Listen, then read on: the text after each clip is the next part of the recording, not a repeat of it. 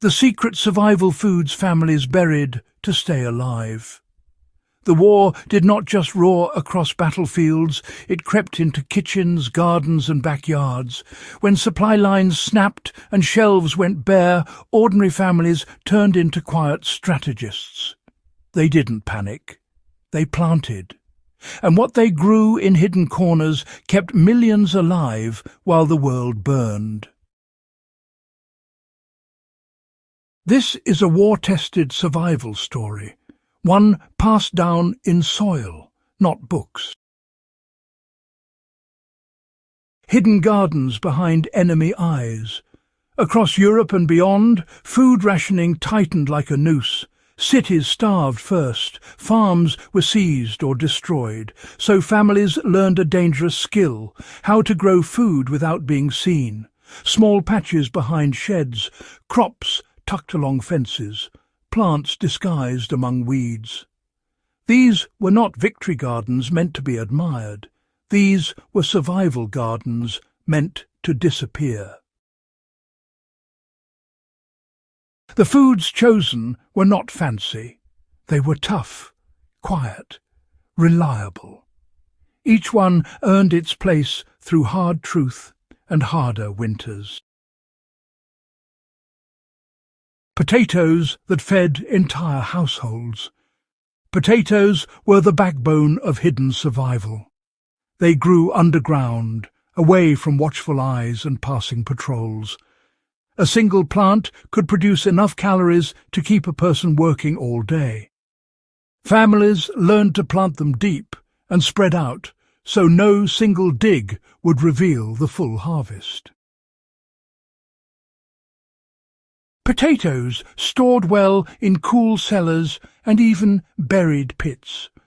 They could be boiled, baked, dried or mashed into filling meals. During the war, potatoes quietly became currency. A sack of them could mean survival through winter or a trade for milk, eggs or bread.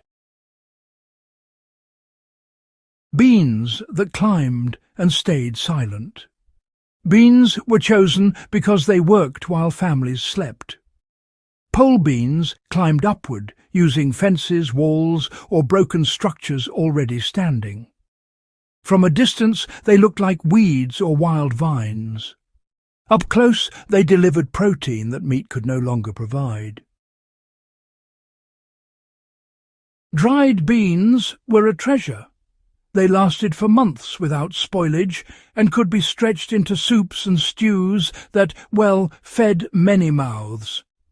Families saved seeds carefully, knowing each bean was both food and future. Cabbage that refused to die. Cabbage was stubborn in the best way. It tolerated cold, poor soil and neglect. It could be left in the ground late into the season, hidden under its own wide leaves. When cut, it fed a family for days.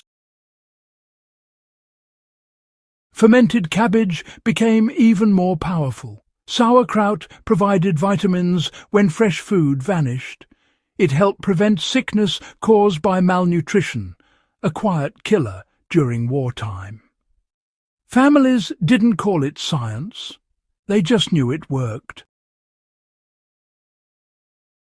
Beets that hid in plain sight.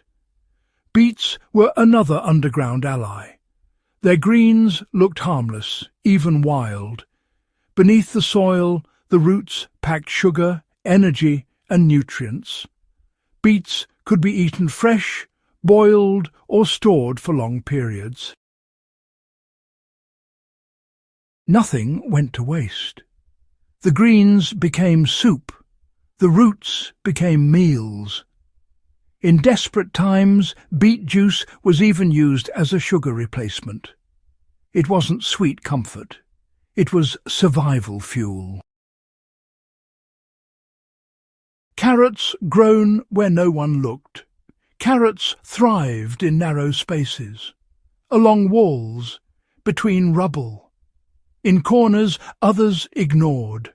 Their feathery tops blended easily with surrounding growth, making them easy to hide.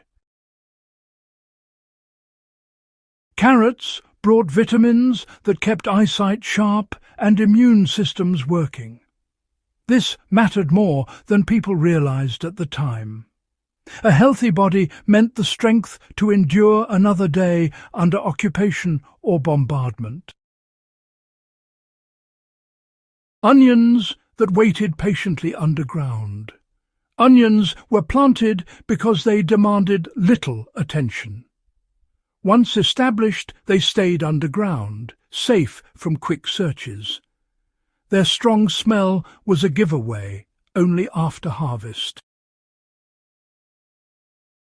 Onions flavoured otherwise bland meals and helped prevent illness. They also stored well when dried, hanging quietly in sheds or cellars. In a time when flavour disappeared, onions brought morale back to the table. Squash that stored like a vault. Hard-skinned squash was grown for one reason: longevity. These plants sprawled across the ground, often mistaken for weeds or wild growth. The fruit itself stored for months without refrigeration. Squash provided calories when fresh food was gone. Families roasted it, boiled it, or turned it into thick soups. It became winter insurance, harvested once and relied on for weeks. These were not trendy choices. They were tested under pressure, hunger, and fear. They required little fertilizer, minimal tools, and basic knowledge passed from neighbour to neighbour. Most important, they worked.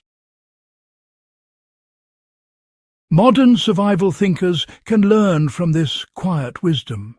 Hidden growing, simple crops, foods that store well and provide real energy. The families of the Second World War did not rely on luck. They relied on plants that refused to fail. The soil remembers what history forgets. These stories rarely make it into textbooks, but they live on in gardens, seed jars, and the instincts of those who still plant just in case. When the world becomes uncertain, the old answers rise again from the dirt. If this kind of hard-earned knowledge matters to you, stay with us.